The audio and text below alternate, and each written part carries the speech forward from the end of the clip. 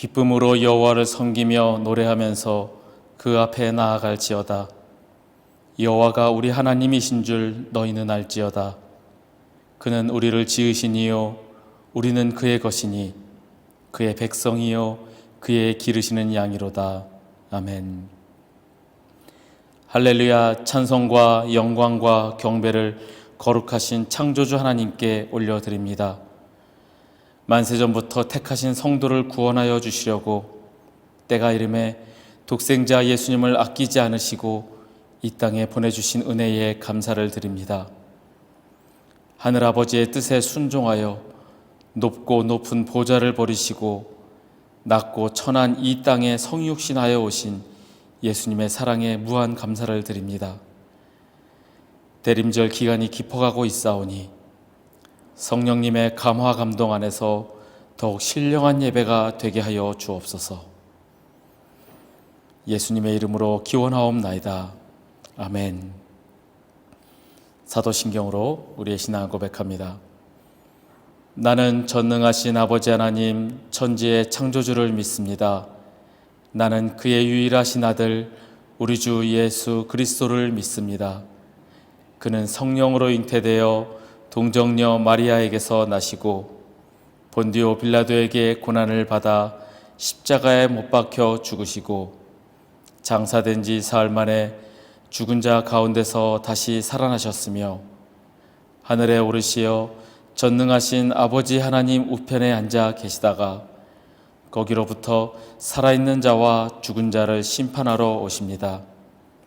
나는 성령을 믿으며 거룩한 공교회와 성도의 교제와 죄를 용서받는 것과 몸의 부활과 영생을 믿습니다. 아멘.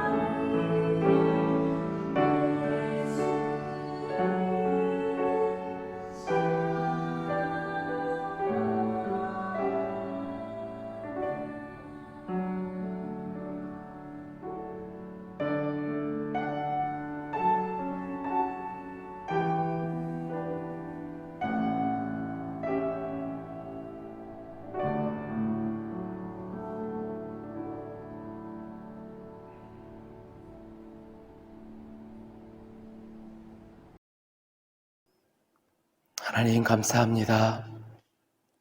저에게 거룩한 주를 허락하시고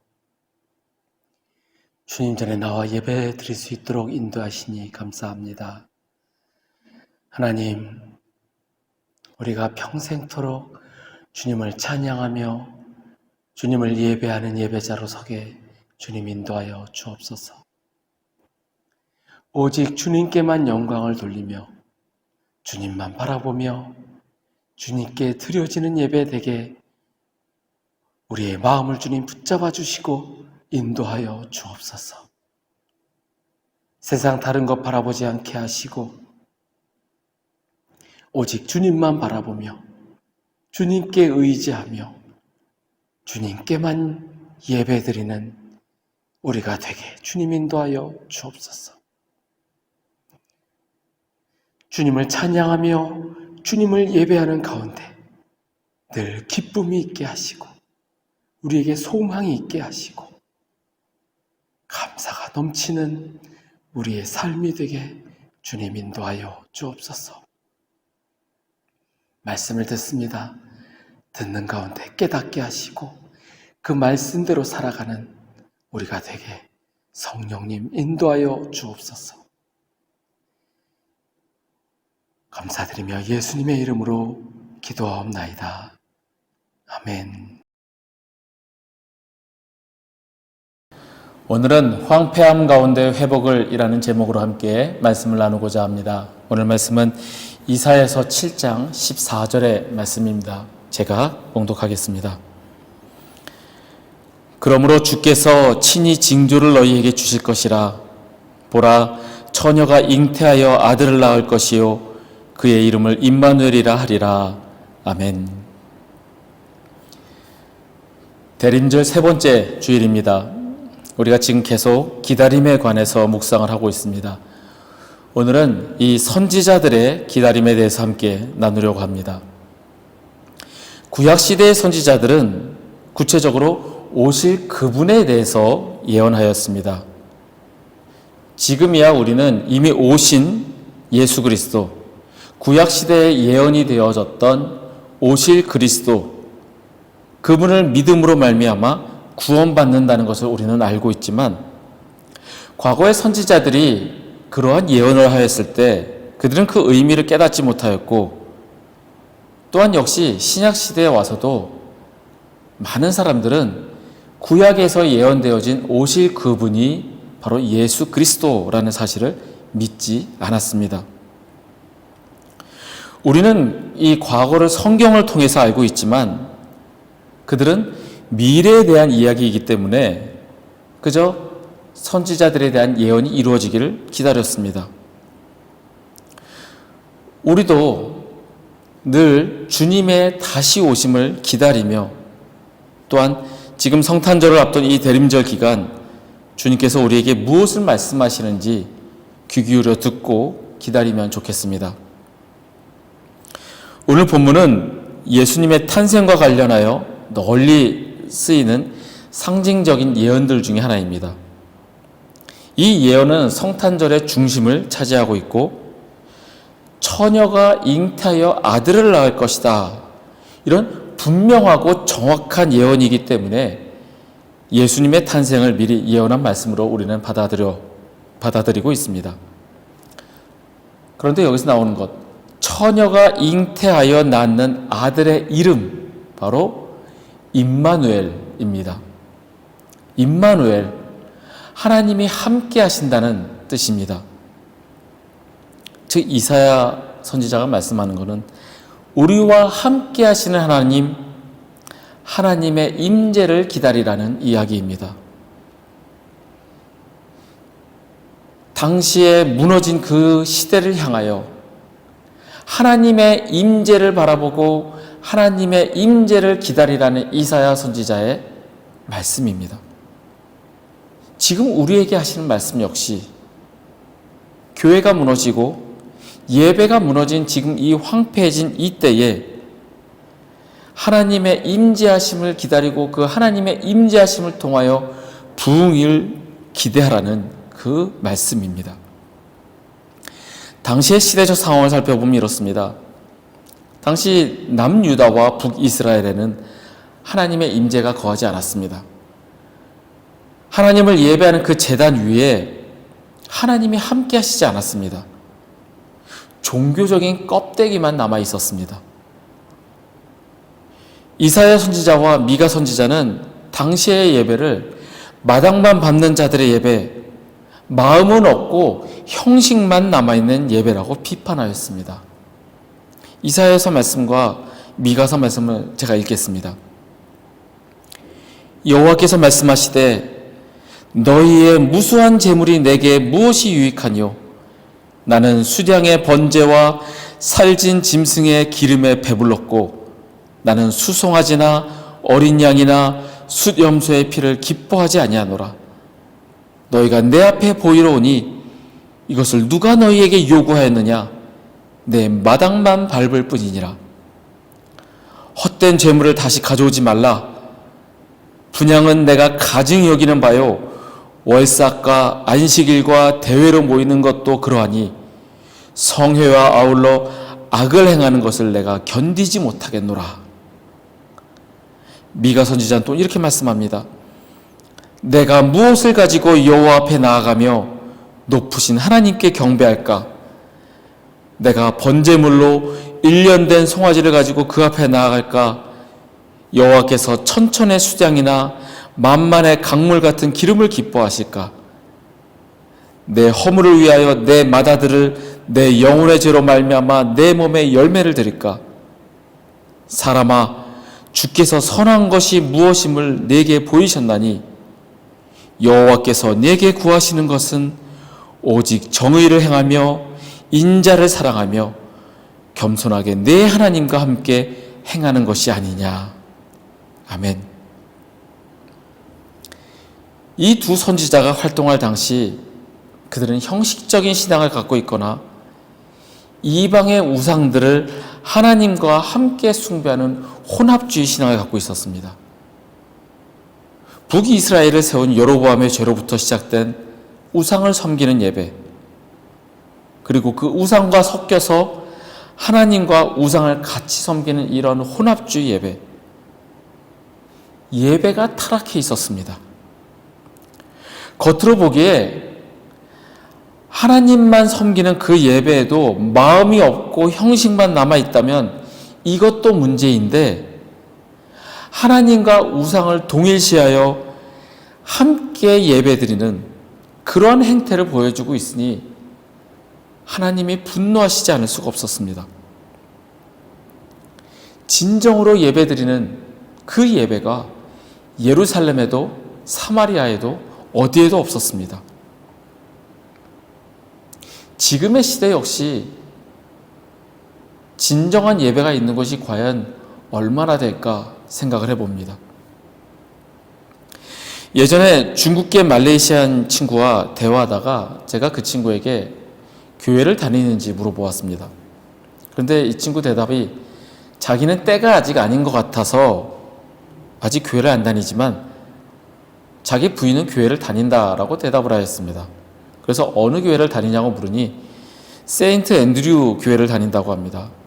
당시 제가 다녔던 현지인 장로교 교회였습니다. 나도 거기 다니는데, 그러면서 대화를 이어가는데 이 친구 하는 말이, 그 교회 예배 한번 참석을 했었는데 거기 예배는 예배 같아서 좋아. 다른 교회들은 쇼 같아 라는 이야기를 하였습니다. 아직 예수님을 모르는, 믿지 않는 사람에게서 나온 말입니다. 예배가 예배 같지 않고 쇼 같다. 사람도 느끼는데 하나님께서 모르실까요? 하나님이 임재하시는 예배를 우리는 드려야 합니다. 하나님이 이 자리에 오셔서 우리의 예배를 받으시고 우리는 하나님께 영광을 돌리는 그러한 예배가 우리 가운데 있어야 합니다. 그러면 하나님이 임재하시는 예배는 과연 어떤 예배일까요? 먼저는 오직 하나님만이 주인 되시는 예배입니다. 내가 주인이 되어서는 안 됩니다. 오직 하나님만이 받으시는 예배여야 합니다. 사람에게 보이는 예배가 아닙니다. 찬양을 함에 있어서도 남에게 뽐내는 찬양이 되어서는 안 되고, 기도를 함에 있어서도 남에게 보이려고 멋진 말과 화려한 미사오고를 섞어서 그런 멋있는 기도가 되어오는 것이 아니라 하나님이 받으시는 진실한 기도가 되어야 합니다. 다른 누군가가 주인공이 되어서는 안 되고, 설교라는 설교자가 주인공이 되어서도 안 되고, 오직 하나님만이 주인이 되시는, 하나님만이 받으시는 예배가 되어야 합니다. 그러기 위해서는 하나님이 예배를 통해서 무엇을 원하시는가, 어떠한 찬양을 원하시는가, 우리가 무엇을 드리기를 원하시는가 우리는 알아야 합니다. 하나님으로부터 그걸 듣지 않으면 우리는 형식만 잘 갖춰진, 어찌 보면 사람에게 보여지기 위한 쇼 같은 예배가 됩니다. 결국에 우리가 드리는 예배는 성령님의 인도하심을 받아야 합니다. 내가 잘 인도하고, 내가 설교 잘 준비하고, 내가 설교를 멋지게 작성을 해서 그것을 사람들에게 가르치는 것이 아니라 성령님의 인도하심을 간구해야 합니다.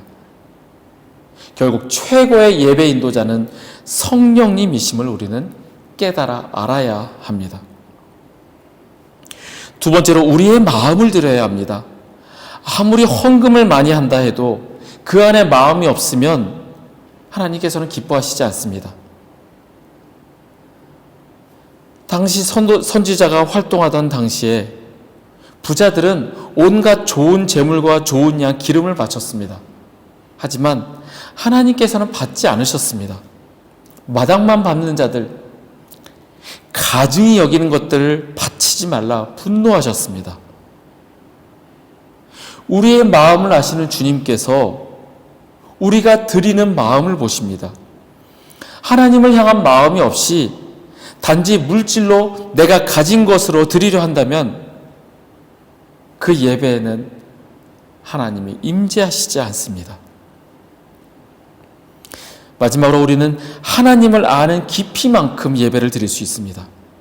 하나님을 아는 지식, 하나님을 알아가기 위해서 우리는 노력을 해야 된다는 겁니다. 하나님이 어떤 분인지 알아야 우리는 하나님이 원하시는 예배를 드릴 수 있습니다. 하나님을 알지 못하는 사람들은 내가 생각하는 좋은 것, 내가 생각하는, 내가 원하는 것을 하나님께 드리려고 합니다. 제가 늘 말씀드린 것처럼 내가 돈을 원하니까 1,000원 헌금했으니 하나님 10,000원을 주시지요. 이런 것과 같습니다. 돈을 우상으로 삼고 돈과 하나님을 섬기는 혼합주의 예배와 뭐가 다릅니까? 하나님이 원하시는 것, 하나님이 기뻐하시는 것, 그것이 무엇인지 알아야 우리는 그 아는 만큼 예배를 드릴 수 있습니다. 동시에 하나님을 알아가는 방법은 예배를 통해서 알 수 있습니다. 하나님을 체험하고 하나님을 깊이 알아가는 시간이 바로 예배의 시간입니다. 저는 예배 시간마다 감동을 받습니다. 저희 교회 예배가 화려한 오케스트라와 훌륭한 설교 말씀, 잘 갖춰진 시설이나 멋진 예배당이 있어서가 아닙니다. 예배 시간마다 저의 죄를 깨닫고 회개하며 이런 죄인임에도 사랑해 주시는 그 주님의 사랑에 감사하고 감격합니다. 그리고 말씀을 통하여 저를 깨우치시고 나의 죄를 지적하시는 하나님 앞에 무릎을 꿇지 않을 수가 없습니다. 그러면서 점점 하나님을 더욱 알아갑니다. 우리가 이런 예배를 드릴 때 하나님이 임재하시고 우리 안에 거하시게 됩니다. 미가 선지자는 예배는 우리의 삶으로 드리는 것이라 이렇게 말씀합니다. 아무리 좋은 것을 성전에 가지고 온들 정의와 인자와 겸손이 없는 예배는 본질이 빠진 형식만 남아있는 예배라는 겁니다. 이 선지자의 말씀은 예수님의 말씀과 일치합니다. 마태복음 23장 23절의 말씀입니다. 화 있을진저 외식하는 서기관들과 바리새인들이여, 너희가 박하와 회향과 근체의 11조는 들이되 율법에 더 중한 바 정의와 궁율과 믿음은 버렸도다. 그러나 이것도 행하고 저것도 버리지 말아야 할지니라. 아멘. 겉모습만 신앙인의 모습인 서기관과 바리새인들을 책망하시는 예수님의 말씀은 미가 선지자를 통하여 우리에게 정의와 인자와 겸손으로 예배드리라는 하나님의 말씀과 같습니다. 정의는 말 그대로 정의입니다. 정의를 행한다는 것은 하나님의 성품대로 살아야 함을 의미합니다. 하나님의 백성들은 하나님의 정의를 삶 속에서 실천하며 살아야 합니다. 그러나 당시 사람들은 정의를 행하기는커녕 가난한 자들에게서 가죽을 벗기고 그 뼈에서 살을 뜯어 그들의 살을 먹으며 가죽을 벗긴다 라는 미가 선지자의 표현처럼 빼앗고 약탈하기를 늘상 해왔습니다. 하나님을 섬긴다는 그 선민들이 행했던 일입니다. 정의가 사라진 시대였습니다. 인자, 긍휼, 하나님의 은혜, 바로 헤세드 의미합니다. 자기 백성에게 베푸시는 하나님의 사랑입니다. 그 사랑을 베풀라 말씀하십니다. 가난한 자에게 베풀라 말씀하십니다. 나만 배채우고 나만 풍족하면 된다, 이 생각을 버리고 사랑을 베풀라 말씀하십니다. 믿음으로 겸손하게 하나님과 함께 행하는 것, 겸손한 삶, 하나님과 동행하는 삶입니다. 선지자는 하나님과 동행하는 것, 겸손하게 행하는 것을 강조합니다. 겸손은 하나님을 인정하고 내 자신은 하나님의 피조물임을 깨닫고 그 하나님을 인정하는 자만이 보이는 태도입니다. 결국 이 말씀은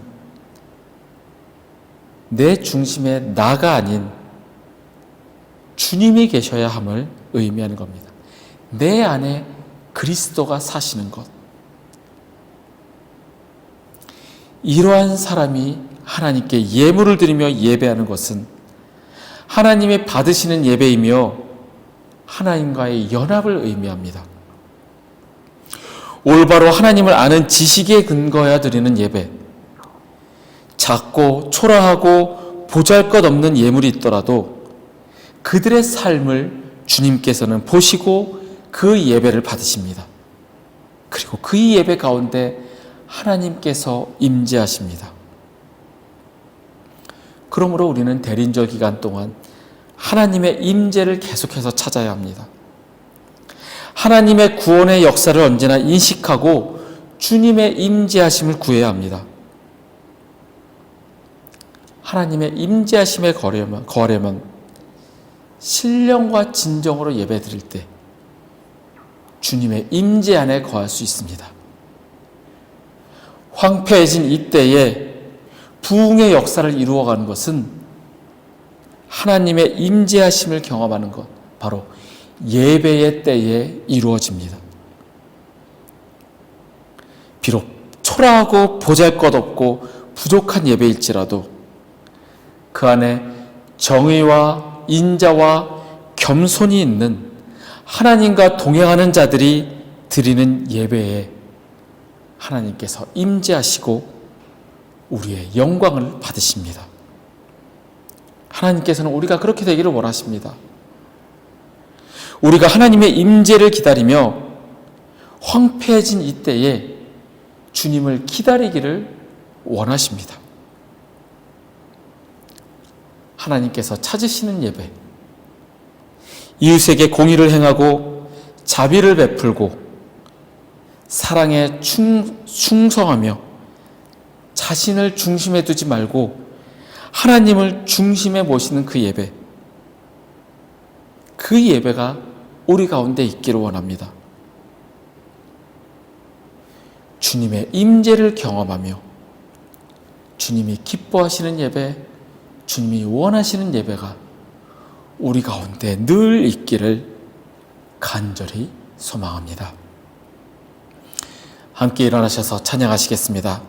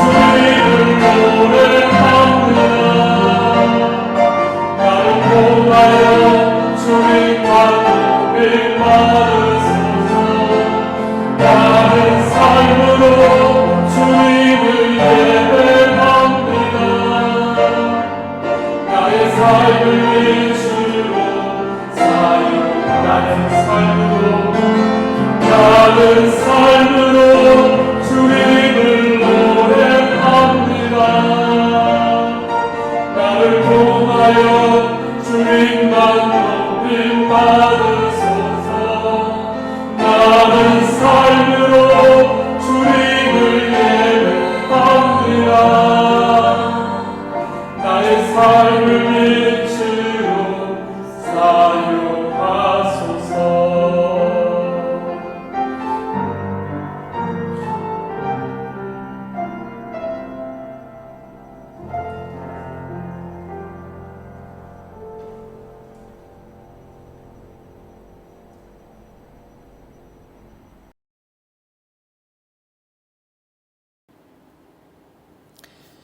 기도하시겠습니다. 하나님 감사합니다. 주님의 임재하심을 기다리며 우리가 주님이 원하시는 예배를 드리는 마음이 있기를 원합니다. 형식만 있는 예배, 단지 제물만 바치는 예배가 아니라 우리의 마음을 다하여 신령과 진정으로 우리의 삶으로 드리는 예배가 우리 가운데 있기를 소망합니다. 주님, 우리가 늘 그런 예배를 드리며 주님과 긴밀한 교제를 갖기를 원합니다. 주님, 우리 가운데 함께하여 주시옵소서.